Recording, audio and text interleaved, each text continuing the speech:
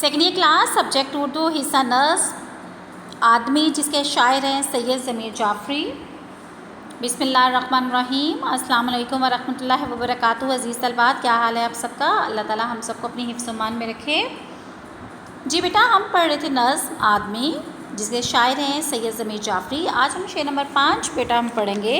شعر نمبر 5 میں بیٹا سید ضمیر جعفری جو ہیں کون سے شاعر ہیں بیٹا؟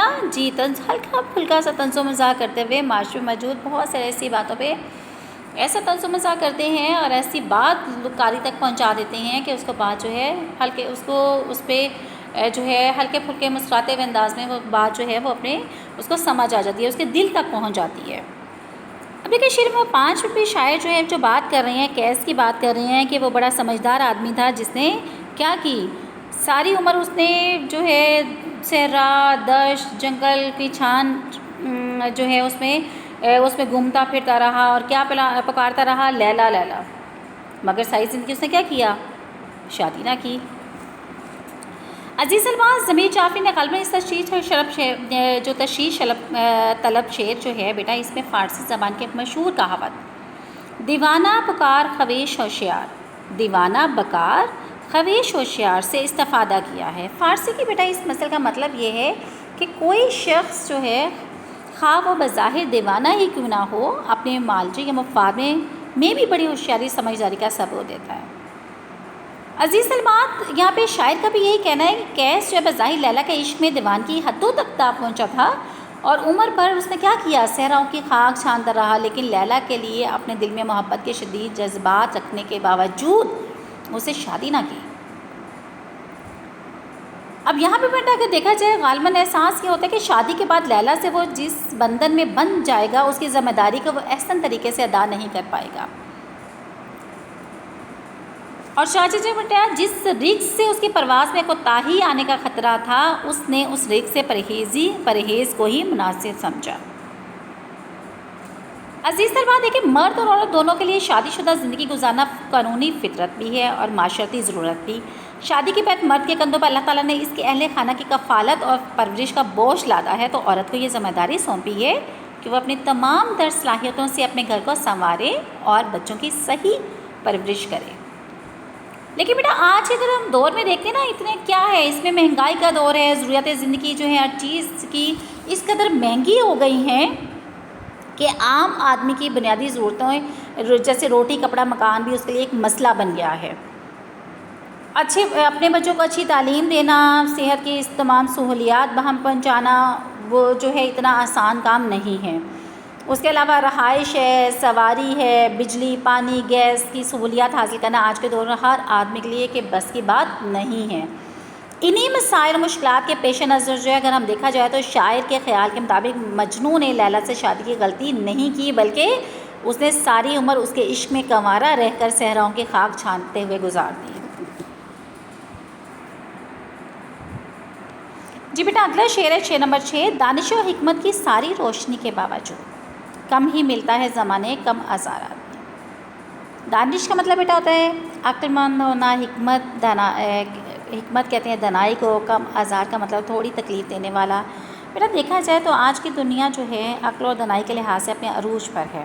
ہر شخص ہم کہہ سکتے ہیں عقل و حکمت سے بہرہ مند ہے، لیکن اس کے باوجود یہاں پر ایسے لوگ بہت کم ملیں گے جو دوسروں کو دکھ اور تکلیف نہیں دیتے۔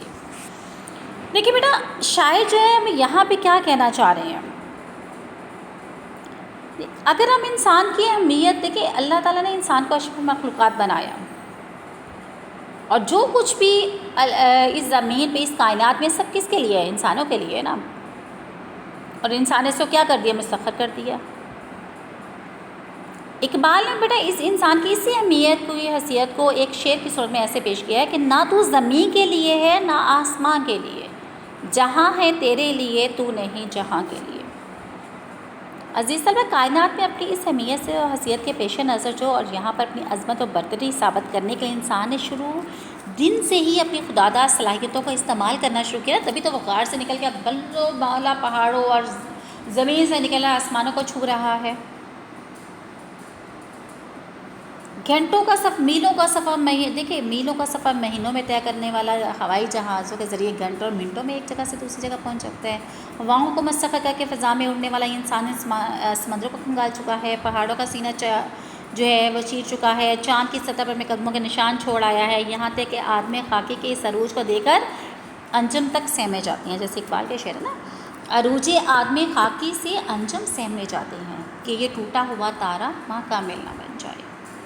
لیکن یہاں پہ یہ تو بتا رہے ہیں کہ انسان نے کہاں، اب دیکھیں نا پہلے بھی ایک مصرع میں نے بولا تھا، میں بھی حیرت ہوں دنیا کیا سے کیا ہو جائے، اور کس کی بدولت ہے؟ یہ انسانی عقل و شعور کی بدولت ہے کہ انسان اپنی عقل اور حکمت کے جو ہے ساتھ اس کو کہاں سے کہاں تک اس دنیا کو لے گیا اور کہاں سے کہاں لے جائے گا۔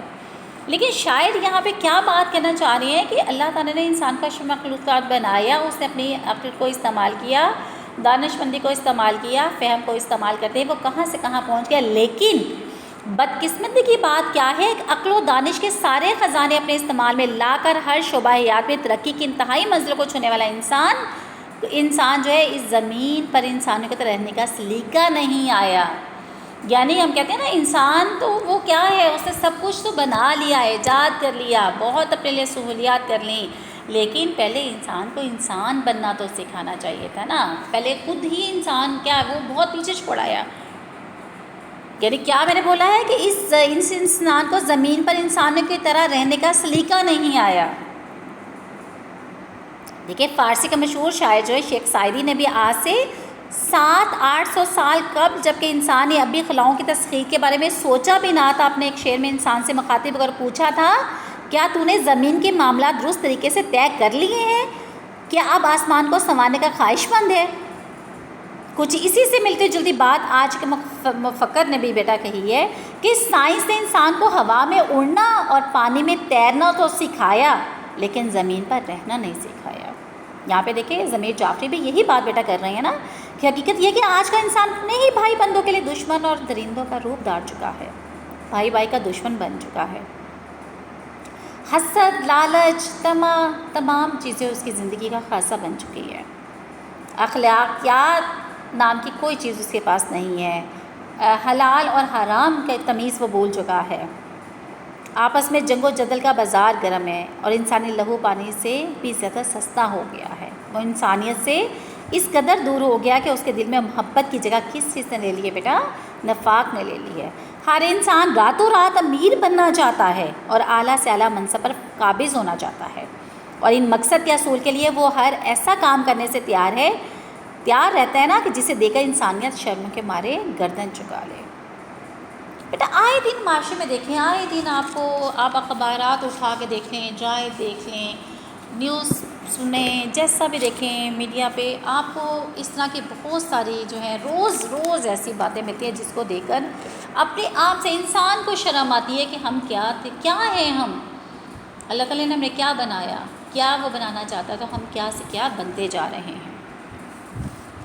حالانکہ دیکھیے بیٹا انسانوں کو اس دنیا میں بھیجنے کا مقصد ہی یہ تھا کہ وہ کیا کرے، مخلوق خدا کے کام آئے، دوسروں کے دکھ درد کو محسوس کرے، انہیں کم کرنے کی کوشش کرے، اور یہ صرف اسی صورت میں ہو سکتا تھا جب انسان اپنے مقصد تخلیق کو سمجھے، اخوت اور محبت کو اپنا شعار بنائے، اپنے فرائض کو پہچانے اور دوسروں کے حقوق کو تسلیم کرے، خود کو اخلاق، قانون اور مذہب کی حدود میں پابند رکھے، اور خدا کی زمین پر خدا کا بندہ بن کر اس کی مخلوق سے محبت اور پیار کرے، کیونکہ یہی اس کی تخلیق کا مقصد ہے اور قیامت کے روز نجات کا باعث بھی۔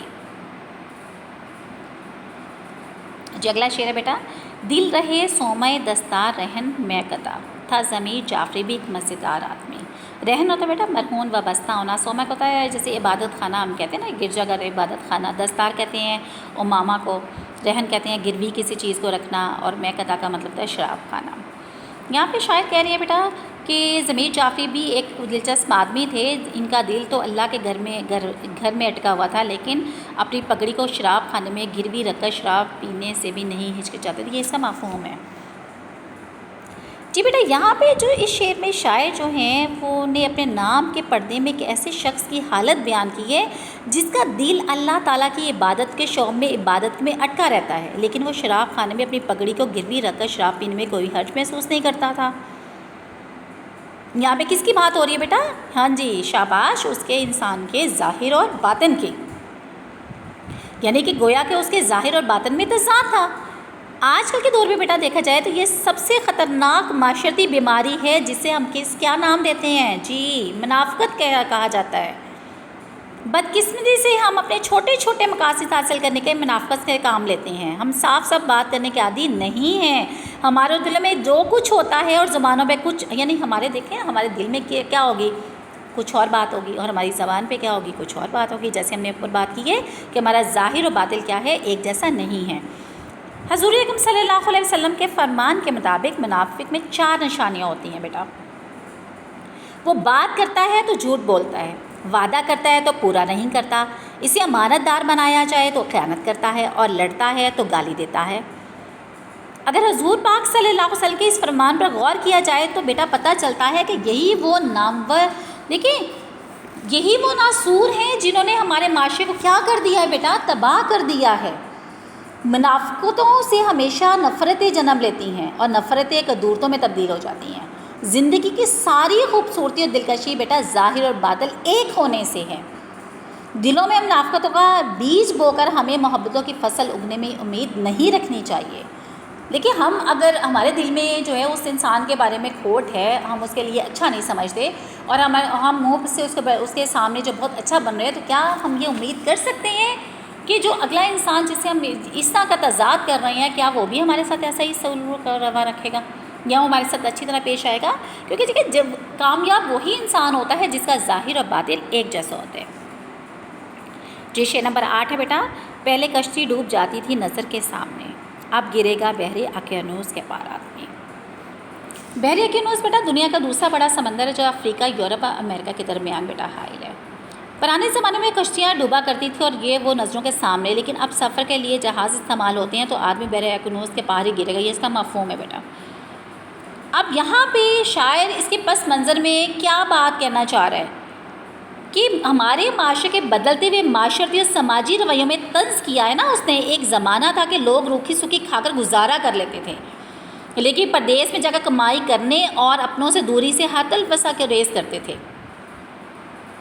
اگر کسی کو مجبوراً اپنا گھر بار چھوڑنا بھی پڑتا تو وہ زیادہ سے زیادہ کرب و جوار کے بڑے بڑے شہروں میں، یعنی اپنے ہی ملک کے بڑے بڑے شہروں کا رخ کرتا تھا۔ اس طرح وہ اپنوں کی خوشی غمی میں آسانی سے شریک ہو سکتا تھا۔ لیکن آج کے مادی دور میں روپے، پیسے اور دنیاوی آسائشوں کے لالچ نے پورے کے پورے گھرانوں کو دور سمندر پار علاقوں، خصوصاً امریکہ اور دوسرے خوشحالی یورپی ممالک میں کیا کیا ہے، جا کر بسنے پر مجبور کر دیا ہے، جس کا نتیجہ یہ ہے کہ یہ گھرانے سماجی ٹوٹ پھوٹ کا شکار ہیں، اور وطن میں رہنے والے اپنے عزیز و اقارب، دوسرے پیاروں کی خوشی غمی میں شریک بھی اس سے بھی کیا کرتے ہیں، محروم رہتے ہیں۔ ضمیر جعفری بیٹا اسی تشریح میں ہمارے اس سماجی رویے پہ کیا کیا ہے، طنز کیا ہے۔ جی بیٹا آج الحمدللہ ہماری نظم جو ہے آدمی مکمل ہو گیا۔ دیکھا جائے بیٹا اس میں کیا بات ہے، اس میں کس بات کی ہے کہ کسی زمانے میں آدمی کی شرافت کا معیار کیا ہوتا تھا بیٹا؟ علم و فضل تھا نا، لیکن اب وہ کہتے ہیں معیار کیا ہے، کوٹھی ہے، کار ہے، مال و دولت میں تبدیل ہو گیا ہے۔ یہی حال انسانوں کا ہے۔ اس بریت میں کہتے ہیں انسان صرف چند اور گنتی کے ملیں گے، حالانکہ آبادیاں لوگوں سے بھری ہوئی ہیں۔ اور مردوں کی کہتے ہیں مردوں کی خوبصورتی کا معیار بھی بدل گیا ہے، اب وہ کتنا کمزور اور نرم و نازک ہے۔ آج کے انسان نے زندگی گزارنے کے معیار اس قدر بلند کر دیے ہیں، حقیقی زندگی جو ہے وہ کہتے ہیں پستیوں میں ہمیں کہیں دور کھڑی نظر آتی ہے۔ انسانی عقل و شعور نے اگرچہ آج کے دور میں بہت ترقی کر لی ہے، لیکن اللہ تعالیٰ کی مخلوق سے محبت کا جذبہ کیا ہو گیا ہے بیٹا؟ جی شاباش، ختم ہو کے رہ گیا ہے۔ لوگوں میں کیا ہے، منافقت عام ہو گئی ہے، اور لوگوں کے ظاہر باطن میں تضاد پایا جاتا ہے۔ الحمدللہ بیٹا آج ہماری یہ نظم جو ہے آج میں مکمل ہو گئی۔ اللہ تعالیٰ ہم سب کو اپنی حفظ و امان میں رکھے۔